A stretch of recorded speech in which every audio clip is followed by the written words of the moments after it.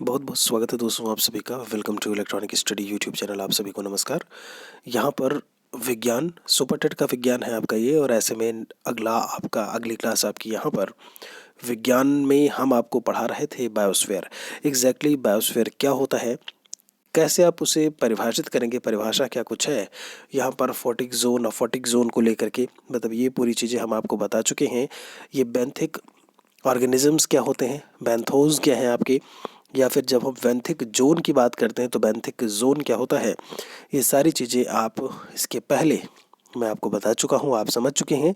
यहाँ पर जो सबसे बड़ी चीज़ थी आपका कि आप जब ऑर्गेनिजम्स को लेकर के बात करते हैं या लाइफ एरिया को लेकर के बात करते हैं, तो आखिर पृथ्वी की सतह से कितने ऊपर तक जाने पर जो लाइफ जोन है ऐसे में वो देखने को मिलेगा, या फिर अगर हम न्यूनतम सीमा की बात करें तो वो कहाँ तक देखने को मिलेगा। यहाँ पर आप प्लेलिस्ट बनी हुई है सुपर टेट साइंस की, वहाँ से जाकर के प्रीवियस वीडियोस को देख सकते हैं। हम आपको जैवमंडल के घटक पढ़ा रहे थे, और घटक में हमने आपको बताया था आपके भौतिक अजैविक घटक होते हैं, निर्जीव घटक होते हैं, या फिर अबायोटिक कंपोनेंट्स करके इन्हें हम बोल देते हैं। इसमें अगर बात की जाए तो स्थलमंडल, वायुमंडल और जलमंडल आपके देखने को मिलते हैं। अगर हम बायोटिक कंपोनेंट्स की बात करते हैं तो पौधे हैं, जीव जंतु हैं और सूक्ष्म जीव इसमें बताया हुआ है। यहाँ पर बात आती है कि plants act as carbon sink. क्या मतलब है इसका? कार्बन डाइऑक्साइड का अवशोषण और ऑक्सीजन को ऐसे में निकालना। कहने का मतलब ये है कि ये कार्बन सिंक की तरीके से काम करते हैं। जैसे जहाँ आप बर्तन वगैरह धुलते हैं वहाँ भी आप सिंक बोल देते हो कि सब कुछ जो भी आया वो सिंक के माध्यम से निकल गया, बह गया। आपका क्या है, ये जो वातावरणीय कार्बन डाइऑक्साइड होती है इसको जल के साथ में अभिक्रिया करके ये ऑक्सीजन रिलीज करता है और ग्लूकोज बनाता है। फोटोसिंथेसिस की प्रोसेस यही होती है। तो जितनी भी कार्बन है, कार्बन डाइऑक्साइड के माध्यम से जो हरे पेड़ पौधे होते हैं वह उनका अवशोषण कर लेते हैं। तो इन्हीं का यानी हरे पेड़ पौधों का कार्बन डाइऑक्साइड का अवशोषण और ऐसे में ऑक्सीजन को निकालना, इसे ही हम लोग कार्बन सिंक के नाम से जानते हैं। कहते हैं फिक्सेशन ऑफ सोलर एनर्जी। यहाँ पे क्या है आपका, in form of chemical energy, मतलब केमिकल एनर्जी के फॉर्म में ये क्या करते हैं, फिक्स करते हैं, या सोलर एनर्जी वाली चीज़ें जो है वो हमें देखने को मिलती हैं। ये कुल मिलाकर के यहाँ पर जो बात की जा रही है फोटोसिंथेसिस की बात की जा रही है, प्रकाश संश्लेषण की बात की जा रही है। आगे आपको लेकर के चले, यहाँ पर अब बात आती है द्रव्य के बारे में। यहाँ से एक नया टॉपिक है आपका, मैटर क्या होता है, matter and states of matter. कहते हैं रसायन विज्ञान में, भौतिक विज्ञान में पदार्थ या मैटर उसे कहते हैं जो स्थान घेरता है और जिसमें द्रव्यमान यानी कि मास होता है। तो बहुत ही आसान से शब्दों में यहाँ पर बताया हुआ है कि आप चाहे केमिस्ट्री को लेकर के बात करो या फिजिक्स को लेकर के बात करो, हम मैटर उसे बोलेंगे जो स्पेस को ऑक्यूपाई करता है, या फिर यूं कह दें कि उसमें हमें मास देखने को मिले या द्रव्यमान देखने को मिले। आगे कहते हैं कुछ भी जिसका कुछ ना कुछ वजन हो और कुछ ना कुछ ऐसे में, अगर आपको ये देखने को मिल रहा है कि उस चीज़ का वजन है, कोई एक बॉल को लेकर के बात कर लो, ऐसे में आप कोई एक आप ऐसे में, हाँ किसी भी जब हम बात करते हैं बल्ब को लेकर के ऐसे में बात कर लो, कोई बॉटल है, कोई गिलास को लेकर के बात कर लो आप, उसका अगर वजन है तो कहते हैं वो कुछ ना कुछ ऐसे में जगह को घेर रही होती है। और उदाहरण में लिखा हुआ है, जैसे अगर मैं एक कार की बात करूं, पदार्थ के कणों की विशेषताओं का उल्लेख। यहाँ पर आखिर इन कणों की क्या कुछ विशेषताएं होती हैं उनके बारे में बात कही गई है। तो पहले पॉइंट में इन्होंने लिखा है यहाँ पर कि कण बहुत, यहाँ पर लिखा है बहुत होते हैं, आप यूँ मान लो छोटे होते हैं, जो भी ऐसे में कह लो पदार्थ के कणों के बीच में स्थान होता है, कण निरंतर घूमते हैं, कण एक दूसरे को आकर्षित करते हैं। ये प्रॉपर्टीज़ हैं जो हमें किसी भी मैटर के जो पार्टिकल्स हैं उनकी हमें देखने को मिलती है। कहते हैं आखिर जब हम स्टेट्स ऑफ मैटर की बात करते हैं कितनी अवस्थाएं होती हैं, तो मुख्यतः 3 अवस्थाएं हमें देखने को मिलती हैं। यहाँ पर इन्होंने बताया हुआ है ठोस है, द्रव है और गैस है। सॉलिड, लिक्विड और गैस फॉर्म में इसे हम कैटेगराइज कर देते हैं। अदर स्टेट्स की बात की जाए तो प्लाज्मा स्टेट होता है एक, जिसे हम चौथी अवस्था के नाम से जानते हैं। तो सवाल यहाँ से भी ऐसे में पूछा जा सकता है कि पदार्थ की चौथी अवस्था का नाम बताइए। वहाँ पर आपको आंसर क्या मिल जाएगा, प्लाज्मा हो जाएगा।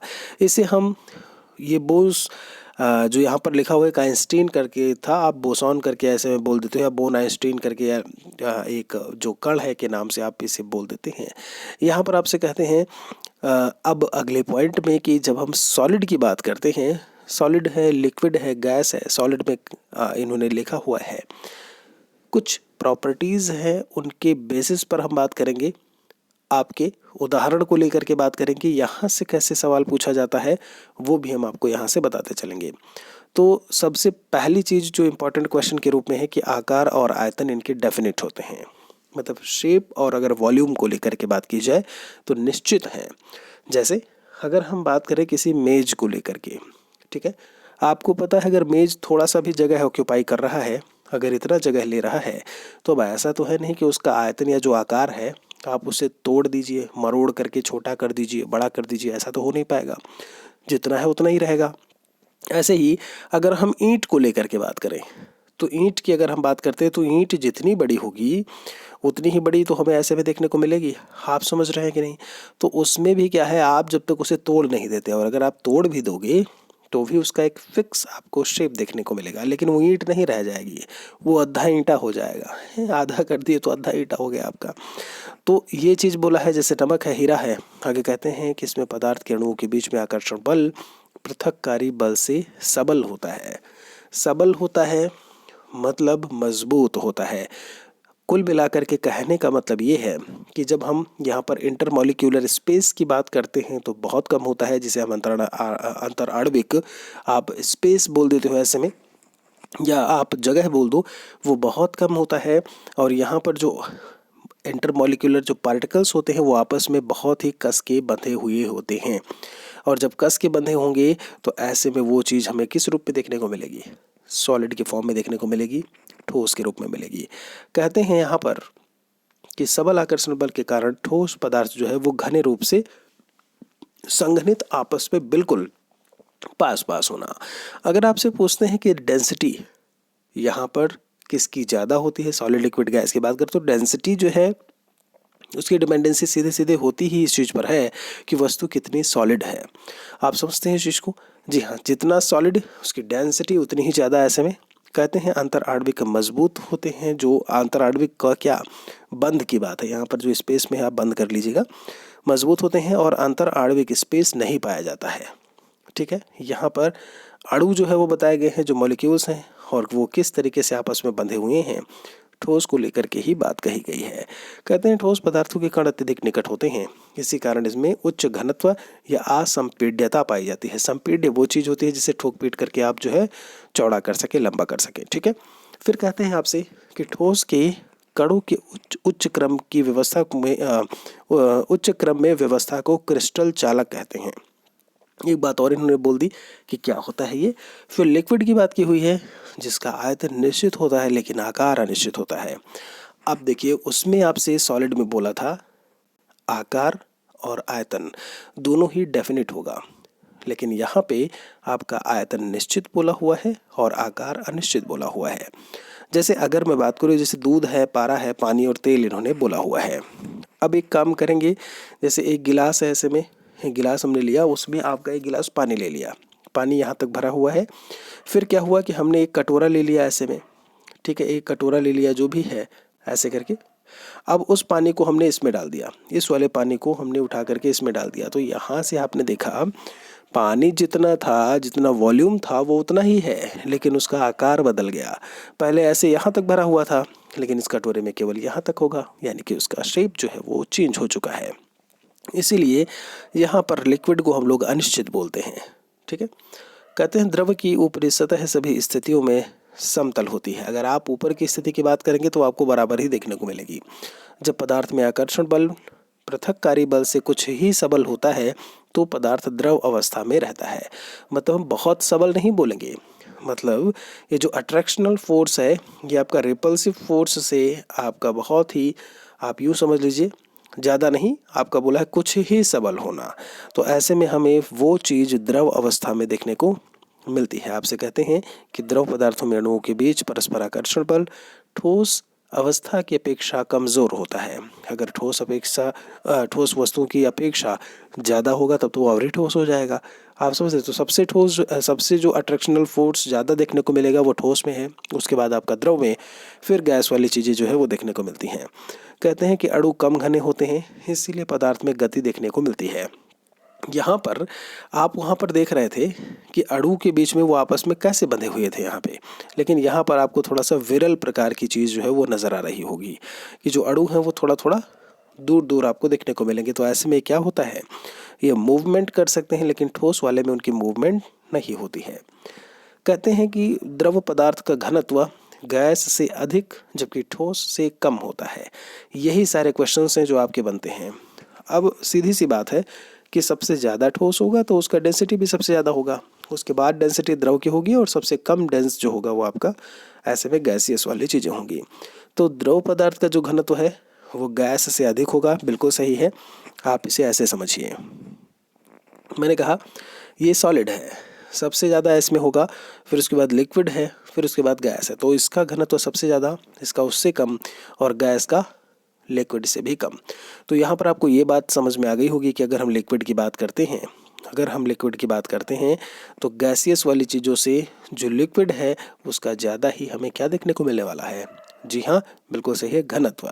आगे यहाँ पर गैस के बारे में बात बताई हुई है। कहते हैं कि इनका ना तो आकार होता है और ना ही कोई ऐसे में आयतन होता है।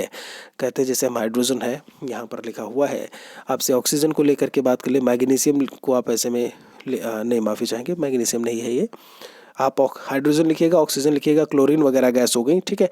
ये सारी क्या है आपकी, ये गैसेस में आपको देखने को मिलेंगी। कहते हैं एक सेकंड पॉइंट में कि गैसीय पदार्थ जिस पात्र में रखते हैं उसी का आकार व आयतन ग्रहण कर लेते हैं, इनका कोई पृष्ठतल नहीं होता है।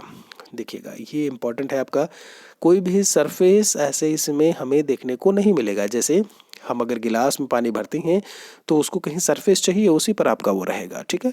लेकिन गैसेस में ऐसा कुछ नहीं होता है, क्योंकि वो तो आपके वातावरण में विद्यमान होती हैं, यानी उड़ रही होती हैं। कहते हैं जब पदार्थों के कणों के मध्याकर्षण बल पृथक्कारी बल की अपेक्षा काफ़ी कमज़ोर होता है तो पदार्थ गैसीय अवस्था में हमें देखने को मिलेगा। आगे इन्होंने, अगर हम अदर स्टेट्स की बात करें कि और कौन कौन सी अवस्थाएं हैं, तो प्लाज्मा अवस्था बोला हुआ है। प्लाज्मा क्या है, प्लाज्मा के गुण जो है वो ठोस द्रव गैस के गुणों से काफ़ी विपरीत है।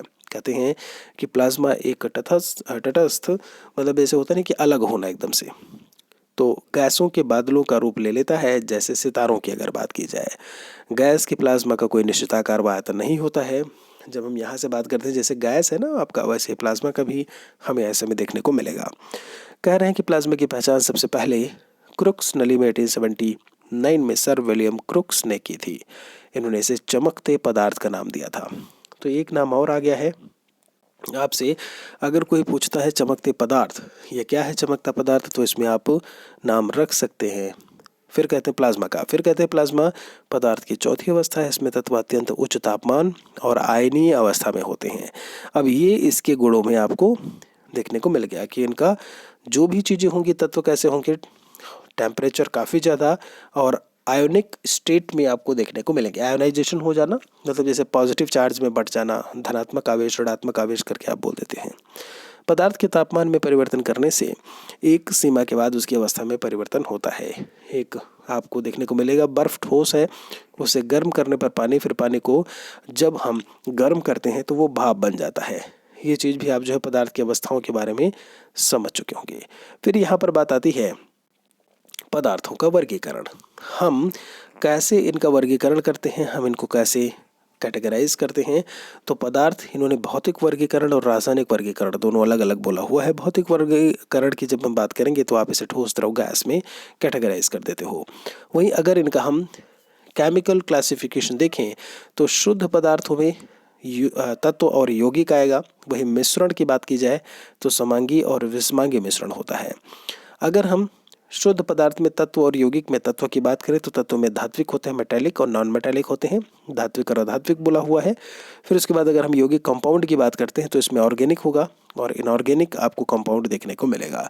तो ये जो कैटेगराइजेशन है ये आपको कुछ इस तरीके से देखने को मिलेगा। आप इसका ऐसे में स्क्रीनशॉट भी ले सकते हैं, आप यहाँ से चीज़ों को पढ़ सकते हैं। तो ये आपका भौतिक वर्गीकरण और एक रासायनिक वर्गीकरण इन आधार पर बांटा हुआ है कि फिजिकली जो चीज़ों को हम देख रहे होते हैं ऐसे में उनके आधार पर, या केमिकल जो एक कॉम्पोजिशन होता है उसके आधार पर इन्हें हम कैसे कैटेगराइज करेंगे। बात आती है जब हम तत्व के बारे में बात करते हैं कि एलिमेंट क्या है, ऐसे में व्हाट इज़ एलिमेंट, और यहाँ से जो आगे की चीज़ है वो हम अपने अगले वीडियो में बात करेंगे। फ़िलहाल के लिए यहाँ से लाइक और शेयर आप कर दिया करिए ऐसे में कि बाकियों तक भी, बाकी स्टूडेंट्स की भी पहुँच यहाँ तक बनी रहे। आपका नोटिफिकेशन जो है वो जल्दी ही आपको देखने को मिलेगा शिक्षक भर्ती का। पढ़ते रहिए ऐसे ही, मिलते हैं एक और वीडियो में आपसे जल्दी ही। Thanks for watching.